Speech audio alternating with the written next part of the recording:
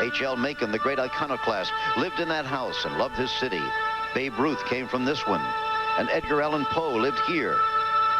Horse racing at Pimlico is a tradition, and so is America's oldest Catholic women's college, the College of Notre Dame, for women only, and determined to stay that way.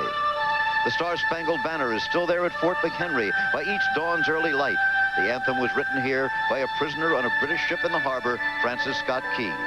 This weekend, the new Inner Harbor area of Baltimore is the scene of the 1989 U.S. Figure Skating Championships, the centerpiece of a winter-long festival called Baltimore on Ice. The crowds won't see Brian Boitano today. The Olympic champion is gone to the professional ranks. Now, new young skaters dream of a moment like the one Brian experienced in Calgary. And young American women dream of replacing East Germany's Katharina Witt as the world and Olympic champion. It's a dream that will take 4 years to fulfill. Yesterday, we watched Jill Trenery blossom as the new queen of American skating. With Debbie Thomas gone, Jill has moved center stage, in the spotlight, and on the spot. But with her now is the 17-year-old phenomenon, Kristi Yamaguchi. Today, Christopher Bowman of Hollywood is favored to take over where Boitano left off. But the title still could go to Harvard's Paul Wiley or the current leader in the competition, Daniel Duran. Who will stand highest in the victory stand? We'll find out today.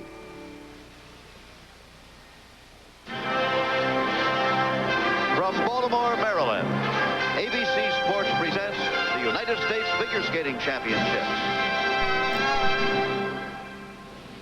Hello, I'm Jim McKay reporting from the Baltimore Arena on this final day of competition in the 1989 U.S. Figure Skating Championships. Very shortly, we're going to be seeing live the men's championship final, and a tight battle that is, with a surprising leader right now, Daniel Duran, who's been at it for some years but never found himself in this position going to the final phase. Christopher Bowman in second place is still expected, however, to be the new champion. Todd Eldridge third, Paul Wiley, a surprise being as far down as fourth, and then Eric Larson in fifth position. We'll be seeing all of them live. Why is Paul Wiley so far down? Let's take a look at his first jump in the original program, which up until this year was called the short program. Couldn't land the jump, and it was all uphill from there.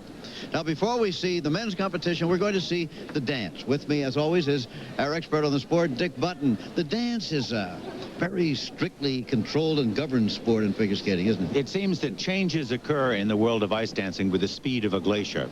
The rule book is this thick, and it seems that the entire thickness is devoted to the rules, the changes, the revisions, and the clarifications of what goes on in ice dancing, all designed to keep it a very pure sport. When you have stretching of those rules, excesses, when they are done by people like Torvill and Dean and Blumberg and Siebert, some leeway is allowed. But essentially, it's ballroom dancing on ice.